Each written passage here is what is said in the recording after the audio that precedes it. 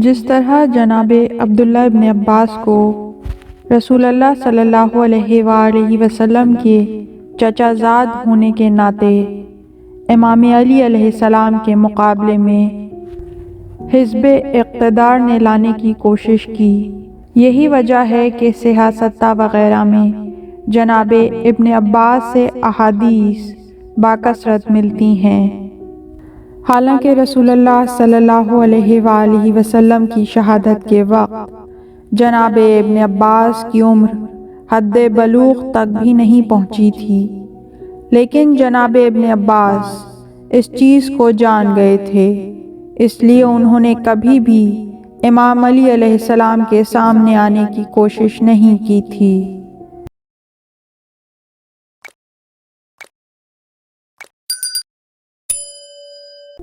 بالکل اسی طرح جب سلسلہ امامت ذریت مظلوم کربلا میں چلا اور واقعہ کربلا کے بعد اموی حکومت کی چولیں ہل گئیں جو روز بروز کمزور سے کمزور تر ہوتی چلی گئی، تو اموی حکمرانوں نے بھی ہر دور میں ائمہ اہل بیت کے سامنے کسی نہ کسی کو لانے کی کوشش ترک نہ کی۔ یہ لوگ اولاد امام حسن علیہ السلام کو ہمیشہ اسی بات پر اکساتے رہتے تھے کہ تم لوگ علی کے بڑے بیٹے حسن کی اولاد ہو، امامت تمہارا حق تھی، جبکہ امام حسین علیہ السلام کی اولاد مدعی امامت بنی رہتی ہے اور تم خاموش رہتے ہو۔ امام زین العابدین سید سجاد علیہ السلام کی زندگی تک ان لوگوں نے اولاد امام علی علیہ السلام کو سامنے کرنے کی کوشش کی، سرکاری پروپیگنڈا بھی کیا جاتا تھا، شیعان آل محمد کو تقسیم کرنے کی خاطر حکومت خرچ بھی کرتی تھی۔ مقصد یہ تھا کہ جو لوگ ہمیں نہیں مانتے چلو نہ مانیں، خود بھی ایک امامت پر جمع نہ ہو سکیں۔ اموی کوششوں نے مظلوم کربلا کے بعد پہلے تو جناب محمد حنفیہ کو سامنے لانے کی کوشش کی، لیکن جب ان کی طرف سے ناکام ہو گئے تو پھر شیعوں کو آگے بڑھا دیا۔ ہر دور میں اور ہر قوم میں ایسے سادہ لوح افراد مل جاتے ہیں جو معمولی سی کوشش سے بدل اور بھٹک جاتے ہیں، چنانچہ کچھ لوگوں نے جناب محمد حنفیہ کو از خود امام کہنا شروع کر دیا، یہاں تک کہ جناب محمد حنفیہ نے امام زین العابدین سید سجاد علیہ السلام سے خود معذرت کی۔ یوں محمد حنفیہ کے خلوص اور ان کے تدبر نے اس اموی چال کو ناکام بنا دیا۔ البتہ امام محمد باقر علیہ السلام کے زمانے میں اولاد امیر المومنین علی ابن ابی طالب علیہ السلام چونکہ نہیں رہی تھی اور اولاد امام حسن ہو گئی تھی اور اولاد امام حسین امام محمد باقر علیہ السلام کے ذریعے باقی تھی، اس لیے اموی نمک خواروں نے سادات بنی فاطمہ اور شیعان آل محمد کو تقسیم کرنے کی خاطر اولاد امام حسن کو آگے کیا۔ زیادہ تو کامیاب نہ ہو سکے، لیکن کچھ نہ کچھ کامیابی ہو گئی اور زید ابن حسن اموی ایجنٹوں کے جال میں پھنس گئے۔ زید نے امام محمد باقر علیہ السلام سے اس بات پر نزاع شروع کر دی کہ ہمارا بھی میراث رسول میں حصہ ہے، لہٰذا تبرکات انبیاء میں سے بالعموم اور تبرکات رسول اللہ صلی اللہ علیہ وآلہ وسلم سے بالخصوص ہمیں نصف دے دو۔ زید نے قاضی کی عدالت میں دعویٰ دائر کر دیا۔ امام محمد باقر علیہ السلام نے اپنے بھائی زید کو اپنی طرف سے نمائندہ بنا کر عدالت میں بھیجا، جو کہ زید بن علی کے نام سے مشہور تھے۔ دوران گفتگو زید ابن حسن نے زید ابن علی سے کہا، آپ سندھی ماں کے بیٹے ہیں۔ چونکہ جناب زید ابن علی کی والدہ سندھ سے تھیں، اس لیے زید ابن حسن نے اسی مناسبت سے کہا تھا۔ جناب زید ابن علی نے کوئی جواب نہ دیا، صرف اتنا کہا کہ آپ میرے محترم اور بزرگ ہیں۔ آپ نے بلا وجہ میری ماں کا نام لیا ہے، جن کا تعلق ہمارے اس نزاع سے نہیں تھا، اس لیے میں قسم کھاتا ہوں کہ آپ سے اس سلسلے میں کوئی گفتگو نہیں کروں گا۔ یہ کہہ کر واپس چلے آئے اور امام محمد باقر علیہ السلام کو سب کچھ بتایا۔ اس کے بعد امام محمد باقر علیہ السلام خود حاضر عدالت ہوئے اور آپ نے زید ابن حسن سے فرمایا، آپ نے اپنی بغل میں جو چھری چھپا رکھی ہے، اگر وہ میرے برحق ہونے کی شہادت دے دے تو مان جائیں گے؟ زید نے کہا، ہاں مان جاؤں گا۔ امام محمد باقر علیہ السلام نے پکار کر کہا، ایتھا السکینۃ باللہ علیک النطق، اے چھری تجھے اللہ کی قسم بول۔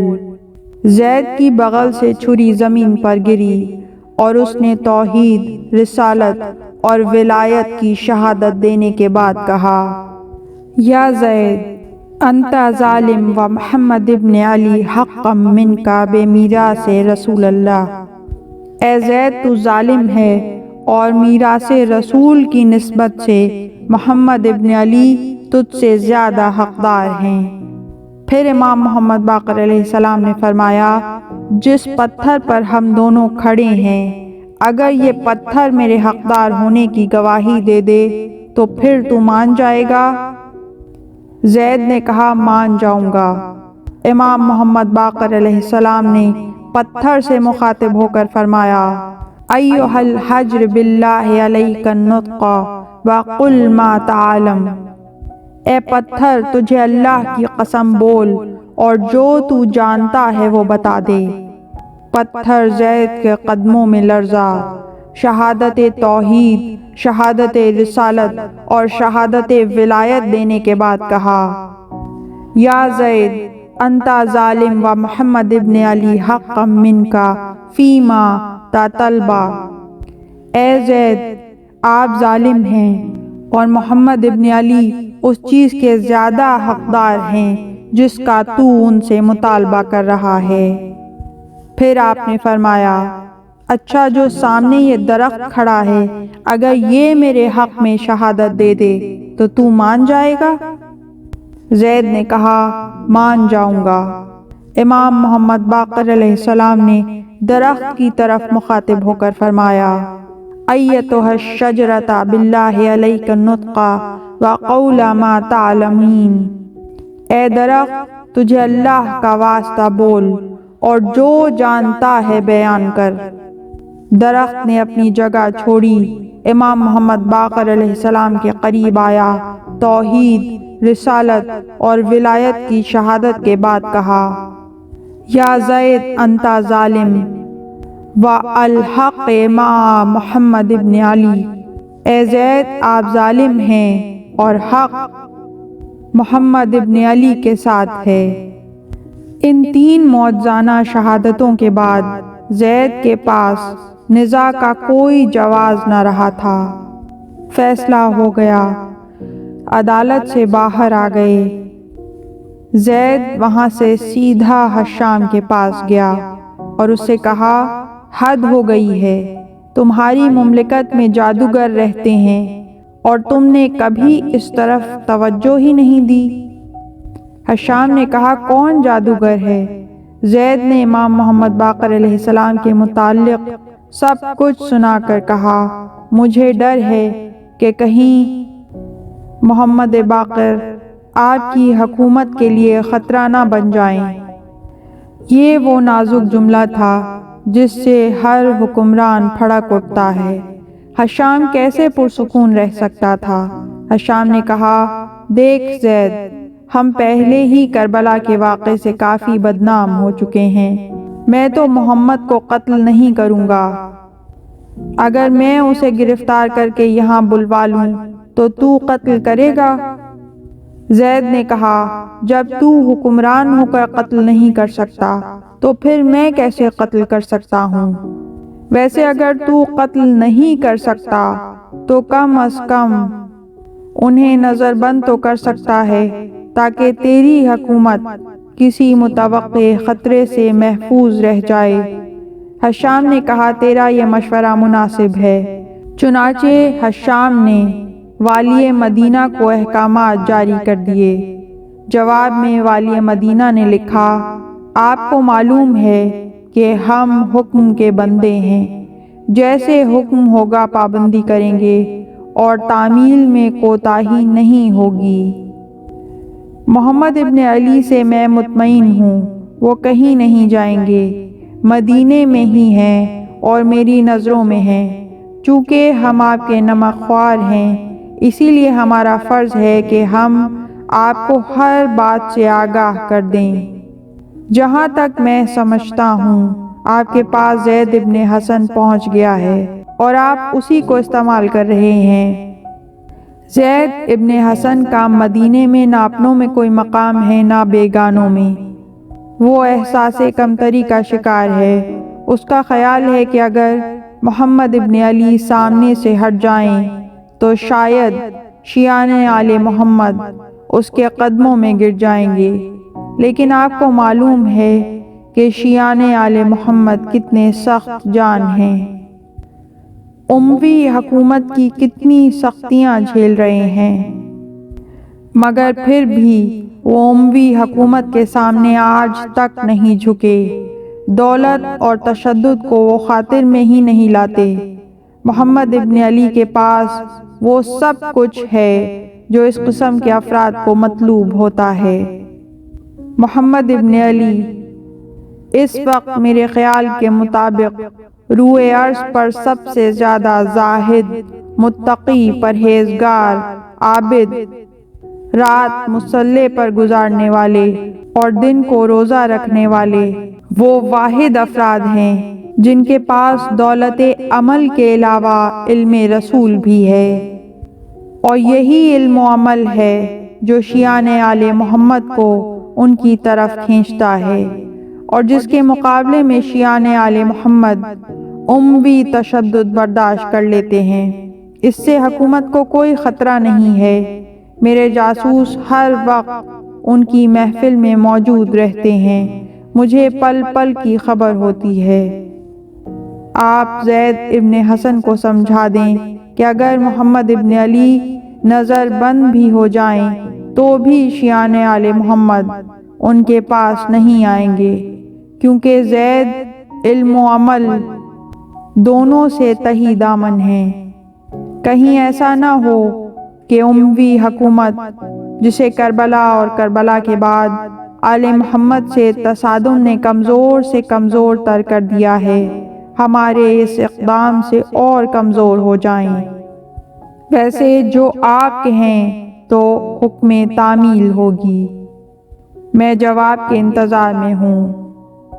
جب عبد الملک کو خط ملا تو اس نے زید کو دکھایا۔ زید نے خط پڑھ کر کہا آپ کے والی مدینہ کی باتیں سب درست ہیں۔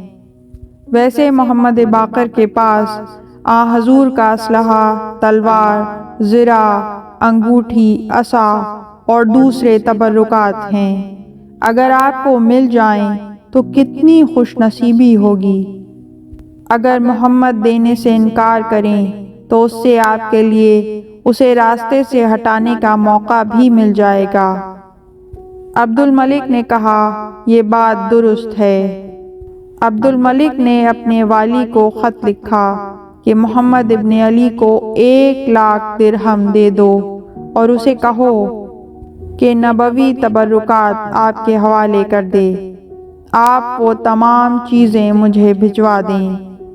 والی مدینہ خط لے کر امام محمد باقر علیہ السلام کے گھر آیا اور آپ کو وہ خط دکھایا۔ آپ نے فرمایا مجھے چند دن کی مہلت دے۔ والی مدینہ نے مہلت دی۔ امام محمد باقر علیہ السلام نے چند دن بعد مطلوبہ سامان تیار کر کے والی مدینہ کو دے دیا۔ والی مدینہ نے شام بھجوا دیا۔ عبد الملک نے زید کو بلا کر دکھایا۔ زید نے کہا ان میں سے کوئی چیز بھی نبوی تبرکات سے نہیں ہے۔ عبد الملک نے والی مدینہ کو خط لکھا۔ والی مدینہ وہ خط لے کر امام محمد باقر علیہ السلام کے پاس آیا۔ امام نے فرمایا عبد الملک سے کہہ دے میرے پاس اس کے سوا کچھ بھی نہیں ہے، خواہ قبول کرو یا نہ کرو۔